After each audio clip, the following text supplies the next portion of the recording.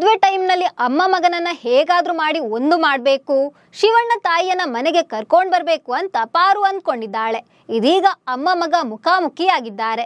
ಆದ್ರೆ ಈಕೆ ತನ್ನ ತಾಯಿ, ಶಿವು ತನ್ನ ಮಗ ಅಂತ ಅವರಿಬ್ಬರಿಗೂ ಗೊತ್ತಿಲ್ಲ. ಇದು ಒಂದ್ ಕಡೆಯಾದ್ರೆ ಮತ್ತೊಂದ್ ಕಡೆ ಶಿವಣ್ಣನ ಇನ್ನೊಂದು ಮುಖ ಅನಾವರಣ ಆಗಿದೆ. ಹಿಂದೆ ಅಣ್ಣಯ್ಯ ದೊಡ್ಡ ರೌಡಿ ಆಗಿದ್ನ, ಶಿವು ಜೈಲು ಸೇರಿದ್ನ ಅನ್ನೋ ಕ್ಯೂರಿಯಾಸಿಟಿ ಮೂಡಿದೆ. ಹಾಗಾದ್ರೆ ಸೀರಿಯಲ್ ಅಲ್ಲಿ ಮುಂದೇನು ಟ್ವಿಸ್ಟ್ ಕಾದಿದೆ, ಈ ಬಗ್ಗೆ ಹೇಳ್ತೀನಿ. ನಾನು ಶ್ವೇತಾ. ನೀವು ಸುದ್ದಿ ಅನ್ನದ ಸಬ್ಸ್ಕ್ರೈಬರ್ ಆಗೋದಕ್ಕೆ ಮರಿಬೇಡಿ.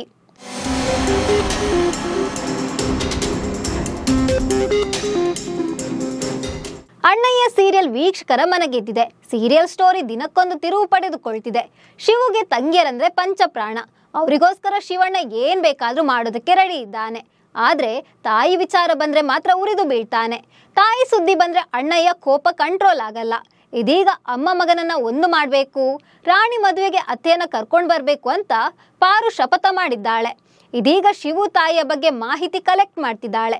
ಇದೀಗ ಸೀರಿಯಲ್ ಸ್ಟೋರಿಗೆ ಬಿಗ್ ಟ್ವಿಸ್ಟ್ ಸಿಕ್ಕಿದೆ. ಅಣ್ಣಯ್ಯನ ಇನ್ನೊಂದು ಮುಖ ಅನಾವರಣ ಆಗಿದೆ.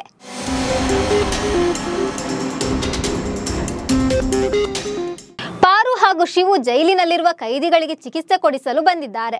ಆಗ ಅವನು ಜೈಲು ನೋಡಿ ಗಂಭೀರನಾಗಿದ್ದಾನೆ. ಇನ್ನೊಂದ್ ಕಡೆ ಅಲ್ಲಿಯ ಶಿವು ತಾಯಿ ಕೂಡ ಇದ್ದಾಳೆ. ಶಿವು ಹಾಗೂ ಶಾರದಾ ಮುಖಾಮುಖಿಯಾಗಿದ್ದು ಮಗನನ್ನ ನೋಡಿ ಅವಳು ಖುಷಿ ಪಟ್ಟಿದ್ದಾಳೆ.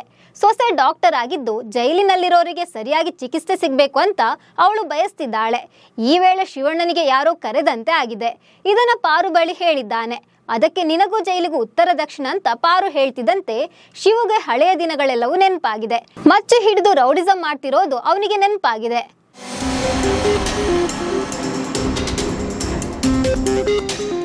ಹೌದು, ಜೀ ಕನ್ನಡ ವಾಹಿನಿ ಇದರ ಪ್ರೋಮೋ ರಿಲೀಸ್ ಮಾಡಿದೆ. ಹೊಸ ಪ್ರೋಮೋದಲ್ಲಿ ಶಿವು ಗೆಟಪ್ ಚೇಂಜ್ ಆಗಿದೆ. ಶೆರ್ವಾನಿ ಹಾಕಿದ ಶಿವು ಸಿಕ್ಕಾಪಟ್ಟೆ ಸಿಟ್ಟು ಮಾಡ್ಕೊಳ್ತಿರ್ತಾನೆ. ಕೈಯಲ್ಲಿ ಮಚ್ಚು ಹಿಡಿದುಕೊಂಡಿದ್ದಾನೆ. ಇನ್ನು ಅವನ ಮನೆ ಮುಂದೆ 4 ಇರ್ತಾರೆ. ಈ ಹಿಂದೆ ಮುಂಬೈನಲ್ಲಿದ್ದೆ ಎನ್ನುತ್ತಿದ್ದ ಶಿವಣ್ಣ ಮೊದಲು ದೊಡ್ಡ ರೌಡಿಯಾಗಿದ್ನ, ಇದಕ್ಕೂ ಮುನ್ನ ಜೈಲು ಸೇರಿದ್ನ ಎಂಬ ಕುತೂಹಲ ಶುರುವಾಗಿದೆ. ಒಂದ್ ವೇಳೆ ಶಿವು ಇತಿಹಾಸ ಬೇರೆಯದೇ ಇದ್ರೆ ಅದನ್ನ ಪಾರು ಒಪ್ಪಿಕೊಳ್ತಾಳ? ಜೀವ ತೆಗೆಯುತ್ತಿದ್ದ ವ್ಯಕ್ತಿಯ ನನ್ನ ಗಂಡ ಅಂತ ಗೊತ್ತಾದ್ರೆ ಅವಳು ಮುಂದೇನು ಮಾಡ್ತಾಳೆ ಎಂಬ ಕ್ಯೂರಿಯಾಸಿಟಿ ಇದೆ. ಸೊ ಈ ಬಗ್ಗೆ ನಿಮ್ಗೆ ಏನನ್ನಿಸ್ತಿದೆ? ಶಿವು ಮೊದಲು ರೌಡಿ ಆಗಿದ್ನಾ? ಸತ್ಯ ಗೊತ್ತಾದ ಪಾರು ಶಿವನ ಬಿಟ್ಟು ಹೋಗ್ಬೋದಾ ಅಂತ ಕಾಮೆಂಟ್ ಮಾಡಿ. ನಮಸ್ಕಾರ.